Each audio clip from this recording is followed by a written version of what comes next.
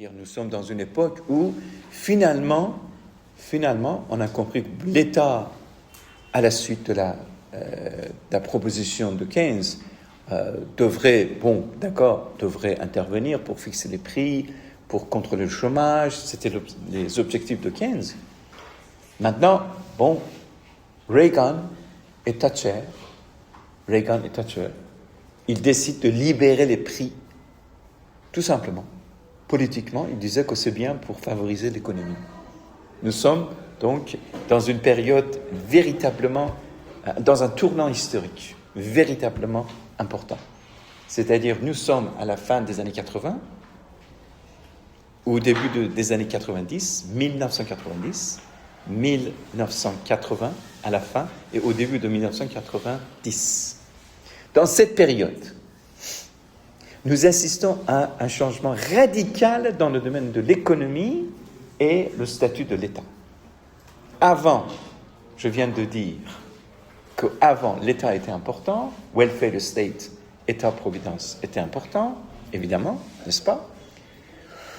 Les socialistes, les libéraux en Europe, aux États-Unis, au Canada, quand ils arrivaient au pouvoir, ils respectaient toujours, grosso modo, le système keynesianisme, n'est-ce pas?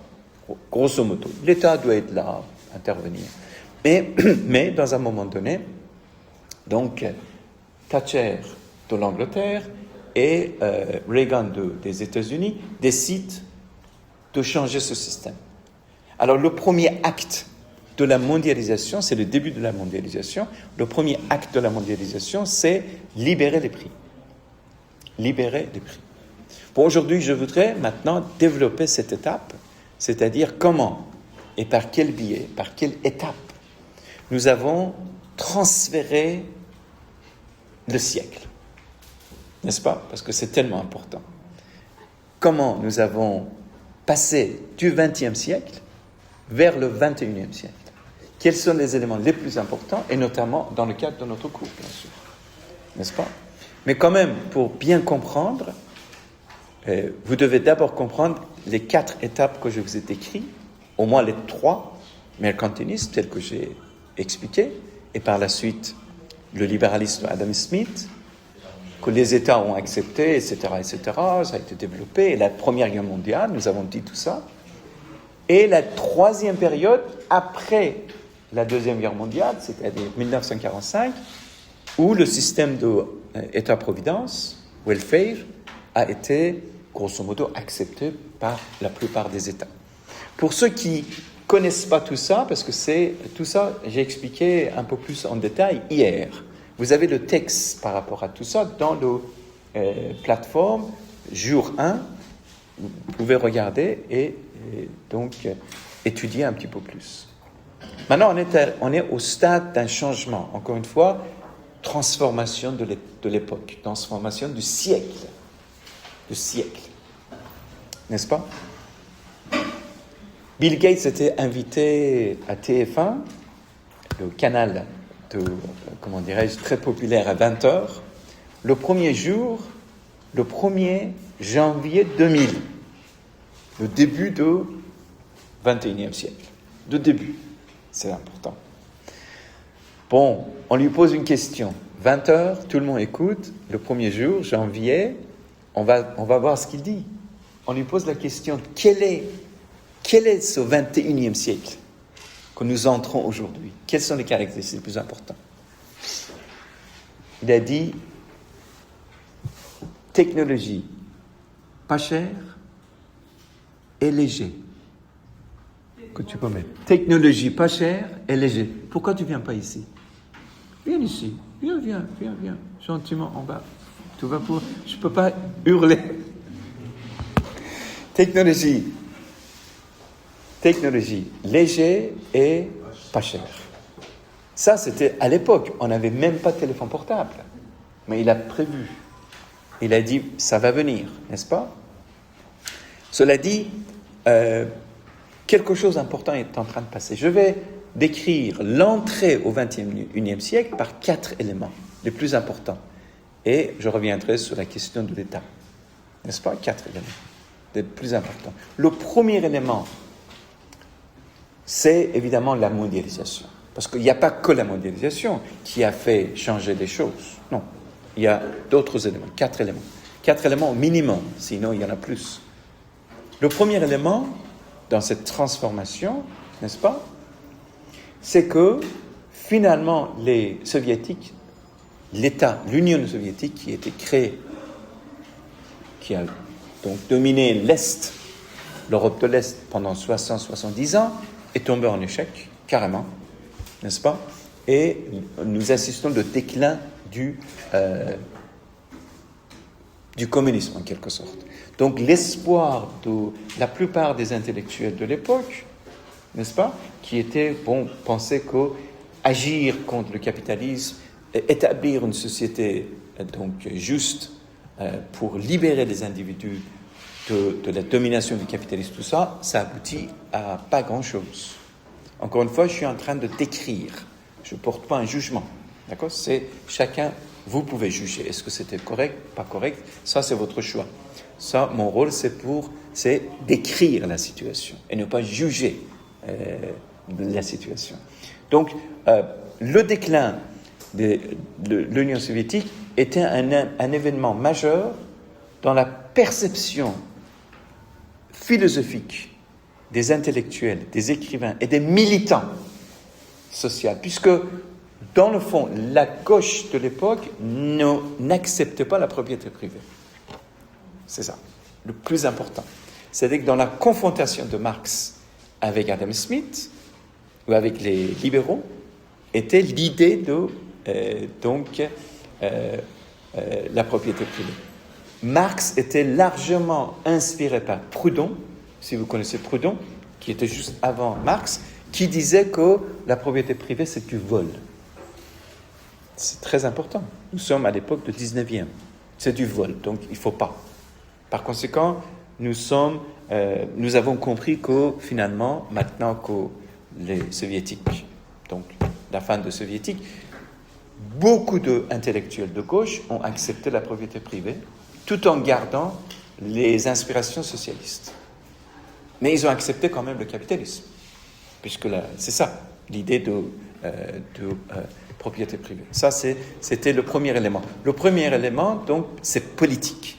C'est la fin. Le deuxième élément, qui est donc la mondialisation, c'est l'émergence du néolibéralisme. Ce n'est pas le libéralisme, c'est le néolibéralisme. Vous pouvez demander ce que c'est, quelle différence entre le libéralisme. Qui sait la différence?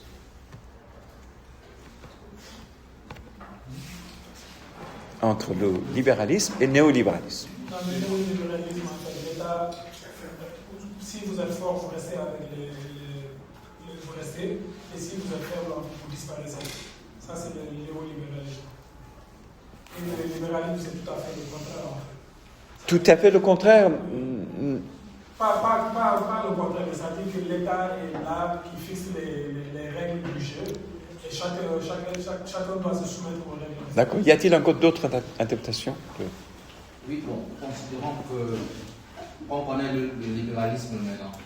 La différence entre le libéralisme et le néolibéralisme, je pense que c'est le fait que le libéralisme a intégré l'aspect humain. Un peu. Dans l'individualisme, il faut se penser aux autres. C'est là l'État intervient pour essayer un peu d'intervenir afin de penser à la basse-classe. D'accord. Oui, dans le libéralisme d'Adam Smith, il y a quand même... Adam Smith a écrit un livre sur le moral. Donc il y a quand même un certain respect de l'individu, un certain respect du marché, pour que l'abus soit pas vraiment excessif. Bon, mais la concurrence est très vive, voyez-vous. Dans le néolibéralisme, comme je vous ai indiqué hier, j'ai indiqué un concept qui est très complexe et ça nécessite un peu d'étude. Le darwinisme social, merci madame. Le darwinisme social. En fait, le néolibéralisme a été comparé par des critiques, comme moi-même ou les autres, on a beaucoup écrit là-dessus, avec le darwinisme social. Dans le système de darwinisme social, qui ne vient pas nécessairement de Darwin, ça vient des autres, des philosophes anglais qui introduisent donc le darwinisme social. C'est le même sauvagerie que Darwin décrit dans la nature vient à l'époque dans le domaine social et dans l'économie. Maintenant, dans l'économie, dans le marché, la concurrence devient tellement forte que si tu ne peux pas résister, tu seras exclu. Ça, c'est la philosophie de la mondialisation dans laquelle il n'y a pas autant de règles, même si il y avait certaines règles quand même dans le libéralisme Adam Smith pour, par exemple, Milton Friedman, qui est de l'école de Chicago aux États-Unis. On n'a pas besoin. L'État ne doit pas intervenir du tout. L'État s'occupe uniquement de l'armée, de l'argent, de currency, et c'est tout. Le reste, c'est effectivement donc l'économie. Alors, tu ne peux pas courir comme moi je ne peux pas courir comme elle, on exclut. Et c'est elle qui va plus loin, c'est tout. Il n'y a pas de secours. Ça, c'est le deuxième élément. Deuxième élément, c'est le néolibéralisme. Troisième élément, c'est que quand on parle de la transformation d'une époque, voyez-vous, quand on parle d'une transformation d'une époque, ce n'est pas uniquement ni dans le domaine de la politique, ni dans le domaine de l'économie, c'est dans le domaine de la conscience publique, avant tout. C'est-à-dire que nous sommes entrés dans une nouvelle ère. Cette ère a des caractéristiques qui ne ressemblent pas à ce qui dominait auparavant. Ce qui dominait auparavant, c'est-à-dire tout au long du 19e, 20e, c'était la domination des grandes idéologies. Freudisme, hegelianisme, marxisme, fascisme, hitlérisme, tout ça. Communisme, donc c'est à la fin, le communisme, ça vient de Khomeini, de l'Iran, c'est aussi l'idéologie.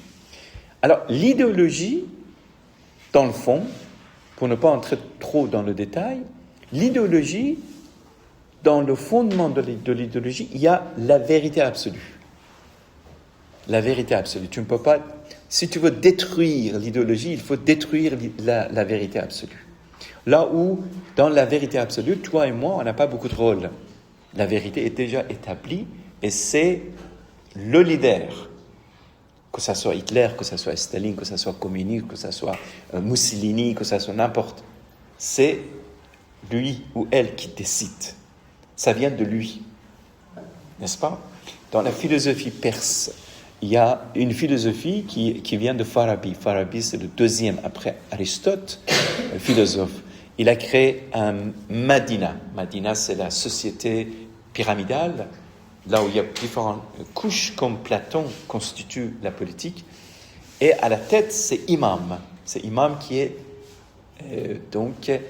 imam dans la philosophie de Al-Farabi et quelqu'un qui ne fait pas de péché. Il est pur. Il est pur. Ça, c'est l'absolu. Absolu. Absolu.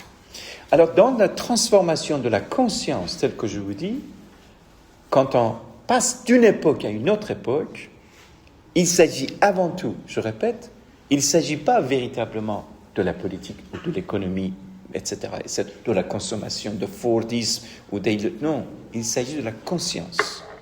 Avant tout, on croit et on attache, on suit, comme des moutons peut-être quand il s'agit de l'idéologie. La vérité absolue, c'était l'idée dominante du 19e, 20e, et dans la période nouvelle, la période du 21e siècle, nous assistons à la fin de la vérité absolue. Où chacun et chacune pourra avoir sa propre vérité. Voyez-vous, c'est l'individualisme pur et simple. L'individualisme, ça colle très bien avec le néolibéralisme. Ça colle très très bien. Avec, disons, une version radicale de Adam Smith. Radicale. Donc, c'est toujours libéralisme, mais toujours très accentué. Il va très loin. Donc, chacun a sa vérité. Donc, c'est-à-dire que nous assistons à la fin des grandes idéologies. À l'époque du XXIe siècle. Ça, c'est le troisième élément. Quatrième élément, c'est exactement ce que je viens de dire. J'ai commencé ça par Bill Clinton. Bill Gates et la technologie. Disons que la technologie n'était pas si importante dans le destin de l'humanité avant. Non, ce n'était pas la technologie, c'était l'État.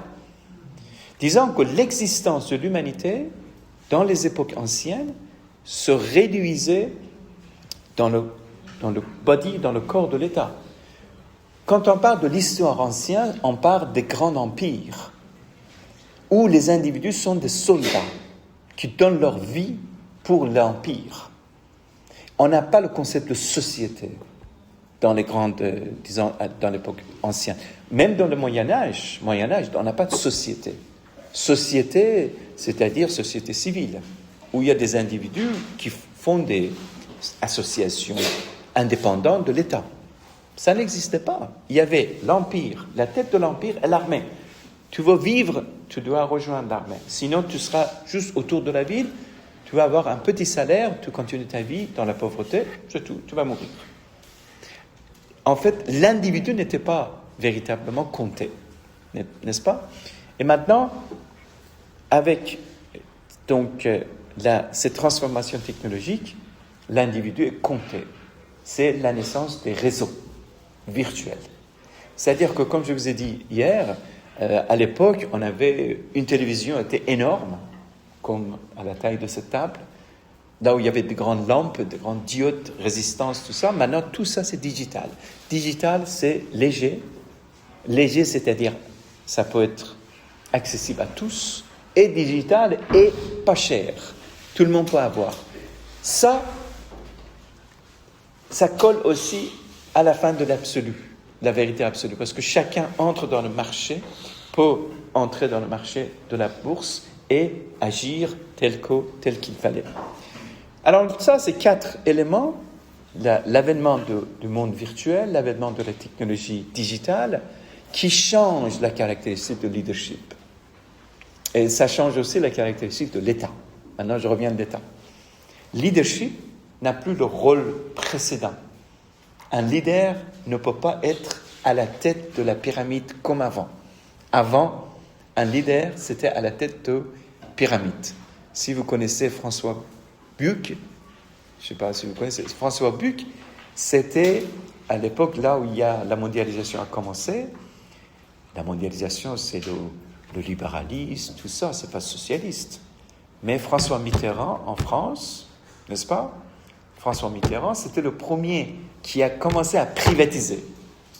Ça ne va pas avec le socialisme. Mais c'est la tête du socialisme. Mais c'est lui qui a commencé à libérer. N'est-ce pas? Il a vendu le TF1. Le TF1, la plus grande chaîne. À qui? À un mec qui avait beaucoup d'argent. Pas de tête, mais beaucoup d'argent. Tu vois? C'est ça le néolibéralisme. Le mec venait de l'Arabie Saoudite. C'est un Français qui avait construit dans l'immobilier en Arabie Saoudite, construisait des bâtiments. Il a dit, bon, tu veux vendre le TF1? J'achète. Il est venu avec l'argent. Il a acheté le TF1. C'est important, TF1, puisque tout le monde écoute. Même dans le monde. C'est comme France 24. Maintenant, tout le monde écoute. Le TF1 avait ce même rôle. Donc, le système de entrepreneuriat de François Buck, c'était complètement familial. On dit l'entreprise familiale. Il a créé Buck Téléphone. Il a créé Buck Immobilier. Il a créé plusieurs entreprises autour de son nom et il a donné chacun à sa fille et son fils, à chacun une partie. Personne étranger ne pouvait pas entrer. C'est le modèle encore de 20e. Voyez-vous? Et là, ça ne colle pas du tout avec le nouveau modèle. Le nouveau modèle de leadership, ça consiste à l'expertise, pas les relations. Est-ce que tu aimes ou tu n'aimes pas? Est-ce que tu fais confiance? Je fais confiance à l'expertise. À l'expertise. Ça, c'est le nouveau mode de leadership. Un leadership qui ne s'impose pas, mais qui accompagne le peuple, qui va avec le peuple. Donc, un leader n'est plus comme un leader comme avant. Un leader, c'est un gestionnaire. C'est bien pour les gens qui font la gestion. Je sais qu'une partie font la gestion. Mes cours sur le leadership sont en ligne. Pour ceux qui sont intéressés, l'évolution de cette période est importante. Maintenant, Je vais m'arrêter, je vais voir s'il y a des questions là-dessus, avant d'aller plus loin, jusqu'à là. Si vous êtes